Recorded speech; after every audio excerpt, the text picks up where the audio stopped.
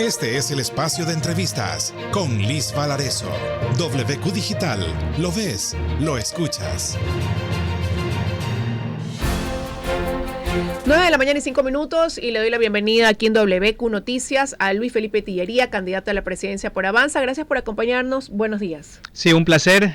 Primero que nada, un saludo migrante a todos nuestros compatriotas que nos ven y nos escuchan por internet, desde Italia, España, Reino Unido, Estados Unidos, Canadá, el resto de Latinoamérica. Un placer estar aquí. Antes que nada, quisiera entregarle mi currículum. Recuerde que yo he aplicado y estoy trabajando duro para que me den el trabajo de ser presidente de los 18 millones de ecuatorianos. Cuando conocíamos de usted, y no sé si usted lo recuerda, ya fue hace algún tiempo atrás en esta radio, lo entrevistábamos porque era un concejal ecuatoriano que estaba ocupando pues este puesto en Londres. Y ahí fue quizás es la primera vez que muchos ecuatorianos escucharon hablar de Luis Felipe Tillería. ¿Qué lo lleva ahora, después de tanto tiempo, a querer ser presidente del Ecuador? Que lamentablemente Ecuador está peor que nunca. Que lamentablemente el 74% de los jóvenes está buscando migrar. ¿Pero a dónde migran? ¿Se están yendo a Venezuela, a Cuba, a Nicaragua, a Bolivia, a Corea del Norte? No, están buscando migrar al primer mundo. Entonces, como yo ya vi cuando dejé llorando a mi mamá en el aeropuerto hace 22 años, yo ya vi cómo niños se le agarraban de las piernas a las madres y gritaban y hacían berrinches, decían, mamá, no te vayas. Y es doloroso porque uno veía de alguna manera el futuro y sabía que esas madres probablemente iban a volver a ver a sus hijos cuando ya estaban grandes. Se iban a perder toda la infancia y la adolescencia de sus niños.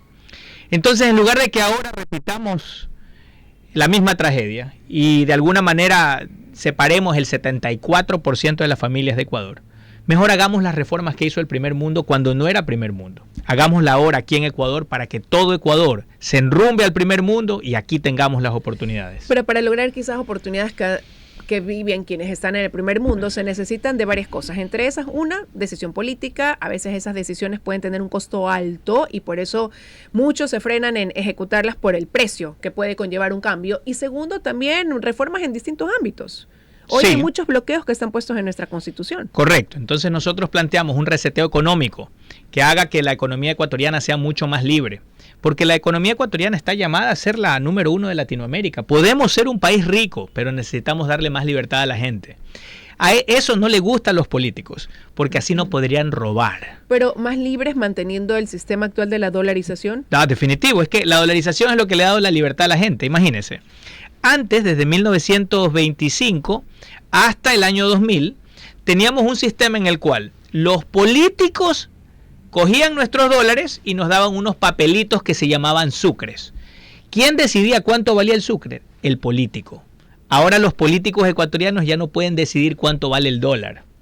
Es decir, hemos ganado libertad sobre el dinero que está en nuestros bolsillos. Hoy celebramos los 25 años de dolarización porque eso le ha dado libertad a la gente. Queremos hacer lo mismo en materia de electricidad, en materia económica y en materia de los recursos naturales. Usted ha dicho que tiene un costo político. Yo voy más allá. Tiene un costo para el bolsillo de los políticos. Por eso no lo quieren hacer. Afortunadamente no soy político. Tengo la bendición de que mi génesis, yo no nazco de un pacto mercantilista que ha habido en Ecuador. Aquí ha habido un pacto mercantilista entre los políticos que reparten el naipe y una oligarquía de pseudo derecha que ha abierto el guante como catcher para que le caiga un contrato público, un hospital, una concesión o incluso impunidad. Lo que nosotros proponemos es llegar a resetear el sistema y yo lo puedo hacer porque no tengo ningún vínculo con la oligarquía ecuatoriana, no le debo mi primera chamba, no le debo una sociedad, mi familia no se ha hecho rica con ningún oligarca. Y por el lado político, la gente sabe que yo no he sido ministro de ningún gobierno, que yo no he pertenecido a ningún gobierno, que yo no soy el hijo putativo de ningún caudillo político. Yo entiendo que si se quiere cambiar el Ecuador hay que pisar algunos callos. Afortunadamente no tengo compromisos con nadie y mi único compromiso va a ser rescatar a la patria. ¿Cambios a través de una constituyente para el país? De una asamblea Definitivo, eso es lo primero. O sea, el segundo decreto que firmaremos será la convocatoria a una Asamblea Nacional Constituyente precisamente para tener una nueva constitución. Una constitución que no sea como la actual. La actual constitución no garantiza, por ejemplo, irrestrictamente la propiedad privada. Tiene letra pequeña. Yo entiendo que la mayoría de nuestros compatriotas son buena gente, son bonachones. Y lamentablemente pecaron de incrédulos, de muy confiados, perdón. ya que la actual Constitución dice, se garantiza la propiedad privada, y de ahí viene la letra pequeña, la trampa de los estafadores, ¿no? En donde dice, siempre y cuando esta cumpla con su función social y ambiental. Es decir, un político, su propiedad privada no cumple con la función social o ambiental y se la quita. Y puede ser su propiedad privada una casa, una industria, un cable, un largo etcétera. Usted dice, el segundo decreto será ese, dar paso a una asamblea constituyente. ¿Cuál será el primero? A asumir la presidencia y nombrar los ministros, ¿no? Normalmente ese es el estándar. ¿Ya pensaba en quiénes pueden formar su gabinete, quiénes van a ser sus personas de confianza? Sí, hoy lo vamos a anunciar en la Universidad de Espíritu Santo. Tenemos un evento al que hemos sido invitados por el Instituto Ecuatoriano de Economía Política, quienes también celebran los 25 años de dolarización. Vamos a anunciar un grupo nutrido de jóvenes que tienen ideas liberales, ideas de futuro, y con ellos vamos a enrumbar Ecuador al primer mundo. Ahora, usted dice, bueno, el sistema económico, mantener la dolarización. Hablemos de los problemas hoy que, al menos en las encuestas, dicen son la principal preocupación de los ecuatorianos. La inseguridad, usted tiene un plan artillería, dice usted, en donde, de lo que he leído, pues propone Chao SNAI, sacarlo del control de las cárceles, más bien que eso sea manejado por un grupo, me imagino, especial de integrantes del Comando Conjunto de las Fuerzas Armadas. Siento que se apuntala más en Fuerzas Armadas que en Policía Nacional. ¿O cómo es la visualización? Sí, bueno, definitivamente que las Fuerzas Armadas tienen que... Hay más cambios en cómo se van a estructurar las Fuerzas Armadas. Pero muchos hoy cuestionan que hayan salido, que ya no estén exclusivamente en las fronteras, hoy golpeadas tras la desaparición forzada de 4 menores de edad. A ver, hay dos cosas allí, vamos a hablar de ambas. La primera es que las Fuerzas Armadas no han recibido un entrenamiento en realidad. Su formación es simplemente para el ataque y para la defensa del territorio nacional, no para el orden interno. Nosotros queremos cambiar el rol totalmente de las Fuerzas Armadas, que sean un poco más similares a los Carabinieri de Italia. Claro, no ha habido más mafia que la mafia italiana. En ese sentido, nosotros necesitamos optimizar nuestros recursos y que toda la formación de los militares sea ser militares en época de guerra y actuar paralelamente a la policía en el control interno en época de paz. Aquí no hemos tenido una guerra en 31 años y tenemos unas Fuerzas Armadas 7 veces más grandes que las de Suiza. Y Suiza es rico, no le pesa tanto como a nosotros mantener estas Fuerzas Armadas. Lo que queremos es entonces tener 4 fuerzas paralelamente controlando los barrios, especialmente los barrios inseguros. Que a los barrios inseguros nosotros podamos caer con las Fuerzas Armadas, que en este caso serían como los Carabinieri, con los reservistas, con la policía, y vamos a crear los reservistas de la policía. De esa manera vamos a pulverizar al crimen organizado. ¿Y cómo va a lograr que no pase lo que hoy vive el Ecuador? Podemos tener las mejores Fuerzas Armadas, podemos tener los mejores miembros de la Policía Nacional que cumplen su trabajo, pero sin embargo ya no es el eslabón que queda suelto, la función judicial, que el año pasado pues conocimos cómo ha sido permeada por los grupos terroristas y la corrupción. Sí, el problema es que nuevamente los políticos han quitado de la ciudadanía el quehacer justicia y se la han dado a un juez. El gran problema es que ese juez puede estar amenazado o puede estar sobornado. ¿Qué es lo que pretendemos? Devolverle a la ciudadanía el quehacer justicia. ¿Cómo lo vamos a hacer? Por medio de un sistema de jurados, como funciona en Estados Unidos, en Inglaterra. De la sociedad civil. Sí, como funcionaba en Ecuador hasta 1938, cuando Ecuador era un país en crecimiento y era un país decente. Era un país en vías de desarrollo. Ahora vamos para abajo, cada día peor. Somos un país en vías de subdesarrollo. ¿Qué es lo que pretendemos hacer? Que el juez ya no decida. Que el juez simplemente guíe el juicio, pero al final el veredicto lo va a dar un miembro de 15 o 20 miembros del jurado, representando a la ciudadanía, gente proba, gente decente, miembros de la academia, que decidan si el evasor tributario, por ejemplo, es culpable o inocente. Al final le va a resultar más caro o más difícil al evasor tributario o al delincuente común sobornar a un jurado que sobornar a un juez. Pero debería ser hasta un jurado a lo mejor sin rostro, ¿no? Porque para algunas cosas ya no van a averiguar quién es el juez o ir a amedrentar al juez, sino a buscarse a cada miembro del jurado, tal y como están las cosas. Es más difícil, es 20 veces logísticamente casi imposible. Sin embargo, para cuestiones de delitos de alta peligrosidad, sicariato, etcétera, etcétera, no hay ningún problema que pueda ser sin rostro o que puedan ser los migrantes, porque es más difícil ir a encontrarlos a Estados Unidos o Europa. En ese sentido, nosotros podemos aprovechar que hoy por hoy el 25% de las familias ecuatorianas están afuera, o que 1 de cada 5 miembros de una familia ecuatoriana está en el exterior. En ese sentido, nosotros podemos aprovechar a toda nuestra sociedad para devolverle el quehacer justicia y comenzaremos a tener una sociedad menos corrupta. ¿Cómo fortalecerá la UAFE a propósito de que hace poco lo quiso hacer el presidente Noboa a través de este proyecto, estas reformas que no fueron aprobadas en la Asamblea?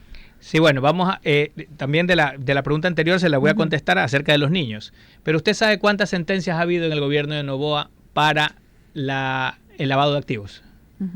¿Sabe cuántas sentencias? ¿Cuántas? Una, en un año. Yo creo que es público y notorio que hay corrupción en todos los entes de control. Por eso necesitamos resetear el sistema. Está totalmente corrupto. Tienen que irse todos. Solo se quedan los honestos. ¿Y qué pasará? ¿Por qué necesito hablar de los niños de Taura? Es muy importante que sepamos que esos niños son víctimas. Probablemente son víctimas directas de las Fuerzas Armadas, pero no es seguro. No ha habido un juicio y todo el mundo está atacando a las Fuerzas Armadas. Yo estoy con las Fuerzas Armadas porque ellos nos van a ayudar a ganar la guerra contra el crimen organizado. Pero algo que es indudable es que estos niños son víctimas del sistema estatista, de los políticos que hicieron leyes y que en este momento le dan un premio al crimen organizado si es que reclutan niños. Hoy por hoy las leyes actuales le dan un bonus al crimen organizado si es que reclutan a un joven. Y le explico por qué. Si es que reclutan a un joven de 18 años, a un mayor de edad, en los actuales momentos, el joven mayor de edad, si comete sicariato, tiene 16 años de pena. Probablemente, para no quedarse toda su juventud en la cárcel, va a delatar al jefe. Pero con la actual ley, si recluta a alguien de 17 años, ese joven de 17 años no comete delito, comete una contravención, una infracción. Con lo cual, no necesita delatar a su jefe. Es decir, el jefe tiene un premio si contrata a uno de 17, porque un año después sale libre con el récord criminal limpio. Pero está a favor del endurecimiento de penas para los menores de edad, entonces, que es un tema que también no se debate. Claro, porque si no lo haces, si no tiene pena o tiene una pena mínima ese joven, entonces es más apetecible para el criminal organizado contratar al joven. Por eso es que hoy le estamos dando un premio si es que está contratando al joven. ¿Quién está defendiendo a nuestros jóvenes de que no sean víctimas del reclutamiento del crimen organizado? En ese sentido, lo que tenemos que hacer es mejorar la rehabilitación juvenil, sacar a esos jóvenes por último del ambiente tóxico en el que se encuentran. Y una vez que lo hayamos hecho, que antes de salir en libertad pasen por el proceso de un servicio militar obligatorio, que aprendan el honor antes de salir a la sociedad. Y no quiero dejar de preguntarle aquí, porque lamentablemente pues comenzamos ya con unos minutos de atraso de la entrevista y tenemos agenda por cumplir. No quiero dejar de preguntarle por el empleo. ¿Cómo va a generar fuentes de empleo? ¿Cuál va a ser la principal estrategia ahí? La principal estrategia es que tengamos un centro financiero internacional. Que Ecuador sea la cuna de 400 bancos. Podemos tener 400 bancos. Es más, Ecuador ya tenía banca internacional. Aquí teníamos Lloyds Bank, Banco Holandés Unido, Amro Bank, Bank of America, Citibank, y poco a poco se comenzaron a ir. ¿Sabe por qué? ¿Por qué? Porque los políticos hicieron leyes mañosas en las cuales les ponían requerimiento de capital 5-1 a los bancos internacionales. Unas leyes mañosas para dejarles el negocio de la banca a 5 familias que se quedaron con el 90% del negocio. Tener, al momento en que usted lo apuntala en un centro financiero, la idea cuál es que estos bancos puedan entregar créditos para generar plazas de trabajo a través de emprendimientos, básicamente. Es que de eso se trata, pues, la economía. Que los bancos sean quienes cogen el ahorro de todo el mundo. Que hoy, por ejemplo, en Europa, un europeo se siente feliz y le pagan el 1% de interés anual. Alguien pone una póliza de acumulación en Suiza al 1.5% de interés anual. Es decir, todos esos bancos que tienen tanto dinero lo pueden traer a Ecuador en el marco de una constitución que garantice irrestrictamente los negocios, la propiedad privada, y lo puedan prestar aquí al 3-4% de interés anual a 30 años plazo. Así comienza a desarrollarse el Ecuador. Aquí no se trata de protegerle el negocio a las 5 familias dueñas de los bancos. Es más, en Ecuador ya hay más de 400 cooperativas. Pero el problema es que a las cooperativas, como son chiras, como decimos aquí en Guayaquil, las tienen ahí abajo y, por ejemplo, no las dejan competir con los bancos. A las cooperativas no las dejan comprar edificios, ni una casita. Les dicen, no, tú tienes que alquilar, porque esto de comprar casas, edificios, es solo para los bancos. Es decir, a los bancos no los quieren dejar competir ni con los Davids, ni contra los Goliaths internacionales. Pero ahí es difícil precisar quizás cuántas plazas de trabajo a lo mejor se pudieran generar en caso de que usted llegara a ser presidente durante los 4 años. No, sí se puede. Nosotros pensamos en el primer año reactivarlo con 300.000 plazas de empleo, que las vamos a necesitar porque vamos a sacar a un montón de gente del sector público. En estos momentos nosotros pensamos reducir cerca de 230.000 plazas de empleo del sector público. Esa burocracia innecesaria, parasitaria, le está costando al Estado, es decir, a los bolsillos de los ecuatorianos, 3.500 millones de dólares al año. ¿Con qué se come eso?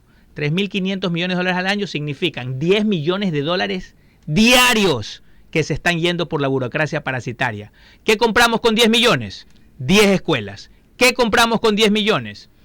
3 hospitales. Con un solo día de burocracia parasitaria. Hemos tenido 40 años, por eso tenemos un país pobre. Necesitamos resetear el sistema. Felipe, una sola pregunta de mi parte.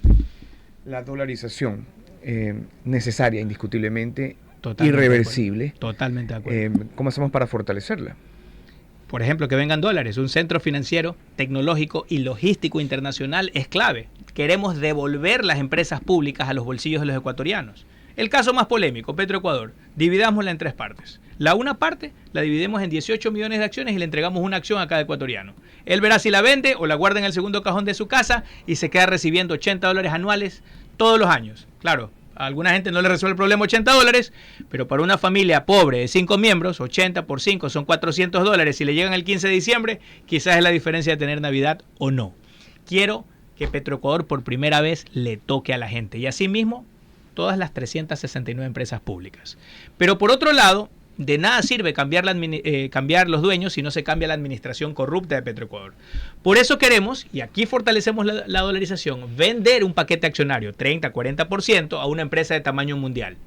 Tomando el caso de Petroecuador, llámese British Petroleum o Shell, que nos pinte 20.000 millones de un solo papazo, en lugar del goteo que genera Petroecuador para el Estado. A veces pérdida, como en el 2020 de 1.400 millones, a veces cero como este año, y a veces 500 millones, 1.000 millones. Creo que con 20.000 millones en el bolsillo, en la mesa, podemos desarrollar el Ecuador. Podemos, por ejemplo, hacer trenes de alta velocidad que unan Quito, Riobamba, Guayaquil en 1 hora 50 minutos. Uno llegaría más rápido en tren a Quito que en avión, porque en el avión tiene que estar 1 hora antes del vuelo. No llega a Quito, sino que llega a Tababela y de ahí tiene que coger un taxi con el tráfico de Quito y llegar al centro de Quito. Un tren de alta velocidad no solamente que dinamiza la economía, sino que también abarata los costos, porque un tren puede llevar carga. Un tren de carga lleva 240 contenedores, es decir, 600 camiones con un solo conductor. Por eso es que uno se explica que en el primer mundo a un lechero le pagan en la granja 30% más que aquí. Y sin embargo, cuando uno va al supermercado, allá los españoles van al supermercado Al Día, Eroski, y encuentran que la leche, en el precio de venta al público, cuesta 10% más barato que Ecuador. Ayer tuvimos la suerte de que mi amadísima Camilia me sorprendió con un cake y después me dijo, ¿sabes que aquí la harina cuesta el doble que en Inglaterra? Y un inglés gana 6 veces más que un ecuatoriano. Queremos un reseteo del sistema para que Ecuador se enrumbe al primer mundo. Queremos agradecerle que nos haya dado este tiempo Luis Felipe Tellería, candidato a la presidencia por el Movimiento Avanza. Seguramente habrá más tiempo de conversar dentro de este periodo de campaña electoral para conocer otros aspectos de su propuesta dentro de esta campaña. Muchísimas gracias. Muchas gracias, a las órdenes. Vamos a una pausa y al regresar más información y análisis aquí en WQ Noticias. Pero antes, mi querida Liz, Telconet Latam nos dice el momento de evolucionar es ahora. Sí, el futuro de los que saben adaptarse a los cambios. Por eso Telconet Latam te brinda soluciones tecnológicas basadas en la innovación que representa la inteligencia artificial. Visítalos en www.telconet.es o contáctate a ventas@telconet.es. Ya regresamos.